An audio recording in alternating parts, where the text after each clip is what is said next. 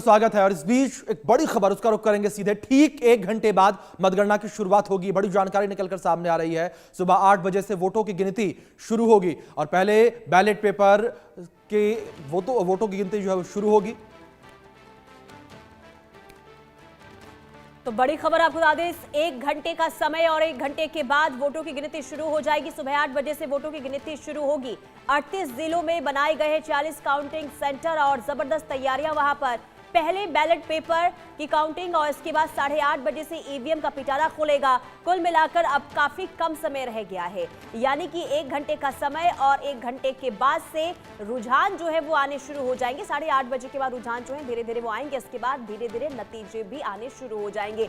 कुल मिलाकर बिहार का बाजीगर कौन होगा, इस पर सबकी निगाहें टिकी हुई है, क्योंकि बात अगर 2020 की करते हैं, 2020 से 2025 का चुनाव अभिषेक काफी अलग रहा है और ऐसे में इस बार का चुनाव काफी दिलचस्प और कई मायनों में अलग। और ऐसे में जानना ये सबके लिए जानना ये काफी अहम है कि आखिर कौन बनेगा बिहार का मुख्यमंत्री। बिल्कुल पुनीता, बिल्कुल ठीक कहा। क्योंकि अगर इस बार के चुनाव को लेकर बात करें, इस बार का चुनाव हर बार के चुनाव से अलग रहा, क्योंकि इस चुनाव में हर वर्ग को साधने का प्रयास किया गया। क्योंकि पिछले चुनाव में हमने देखा महिला, युवा और किसानों के बीच का चुनाव रहा, उनको साधने की कोशिश की गई। लेकिन इस बार जो सरकार है उसे भी पता है, महागठबंधन उसे भी पता है कि किसी भी वर्ग को अगर हमने नजरअंदाज किया तो शायद नतीजे बदल सकते हैं। इसी वजह से अगर हम मैनिफेस्टो को लेकर बात करें दोनों दलों के, तो उसमें महिलाओं को साधने का प्रयास किया गया, किसानों को साधने का प्रयास किया गया, युवाओं को साधने का प्रयास किया गया और यहां तक कि जो 18 से 20 साल के बच्चे हैं, नए युवा हैं,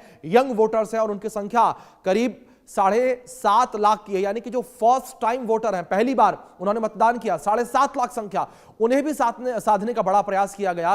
क्योंकि इस चुनाव में जो है काफी कुछ बदलता हुआ नजर आया और दावे बहुत किए गए।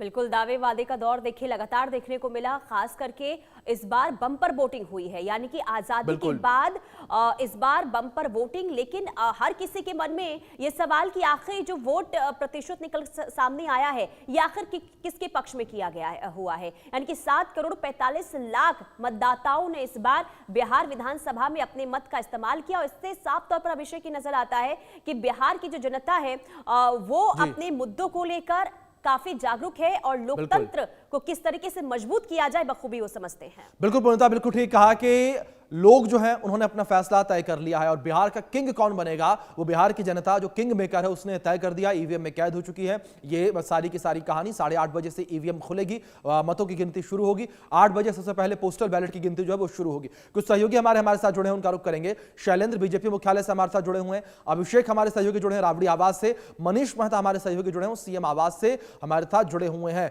शैलेंद्र, सबसे पहले मैं आपका ही रुख करना चाहूंगा। अगर दावों को लेकर बात करें और इस बीच अगर हम बात करें जिस तरीके से आंकड़े निकलकर सामने आए थे, एग्जिट पोल के आंकड़े जो निकलकर सामने आए थे, उसमें साफ तौर पर दिखता नजर आया कि एक बार फिर से एनडीए की सरकार जो है वो बिहार में बनती जा रही है। क्या शैलेंद्र इस बीच ये माना जाए, जो एक फैक्टर कहा जाता है बिहार के लिए कि नीतीश कुमार जिस भी दल के साथ रहते हैं तो उनका एक अपना पर्सनल 30% का वोट बैंक है महिलाओं का?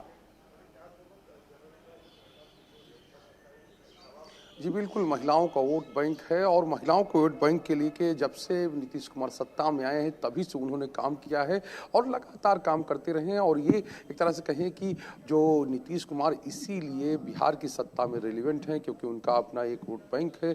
और उसी तरह का वोट बैंक कहें कि चाहे आरजेडी हो और चाहे बीजेपी हो, उसका भी अपना एक वोट बैंक है। लेकिन किसी के पास इतने वोट नहीं है कि वो अपने दम पर यानी अपने बल पर सत्ता बना सके। और यही वजह है कि नीतीश कुमार लगातार 20 साल से, अगर कुछ समय को छोड़ दिया जाए तो मुख्यमंत्री बने हुए। लेकिन एक तस्वीर देखिए, सामने एक तस्वीर है बीजेपी के ऑफिस में और देखिए ये प्रधानमंत्री नरेंद्र मोदी और नीतीश कुमार।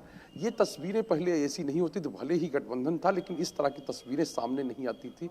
लेकिन अब देखिए, एक तरफ केवल नरेंद्र मोदी की तस्वीर है और दूसरी तरफ नीतीश कुमार, और उसमें दोनों में कोट्स लगे हुए हैं। और इससे आगे अगर हम बढ़ें यानी बीजेपी के कार्यालय में, तो और चीज़ें भी दिखेंगी और वो चीज़ें क्या हैं मैं वो भी दिखाता हूं कि किस तरह से बिल्कुल अलग अब इस बार जो है कहें कि पहले जो एक दूसरे के कार्यालय में सहयोगियों की तस्वीरें नहीं लगती, लेकिन अब देखिए यहाँ पर देखिए एक तरफ उपेंद्र कुशवाहा हैं और उसके अलावा उसके बाद चिराग पासवान हैं, जीतन राम मांझी हैं, नीतीश कुमार हैं और प्रधानमंत्री नरेंद्र मोदी की तस्वीर है और उसके बाद बीजेपी के राष्ट्रीय अध्यक्ष हैं, प्रदेश अध्यक्ष और दोनों डिप्टी सीएम। ये तस्वीरें और ये एक दो जगह नहीं कई कई जगह सामने मीडिया का कार्यालय है, यानी बीजेपी के जो मीडिया विभाग है उसका कार्यालय है और वहां पर भी गठबंधन यानी एनडीए गठबंधन लिखा हुआ है बीजेपी के कार्यालय में। और ये तस्वीर इस तरह इसलिए भी खास है क्योंकि जिस तरह से शुरू में एक तस्वीर आई थी कि जेडीयू के कार्यालय में प्रधानमंत्री की तस्वीर लगी और उसके बाद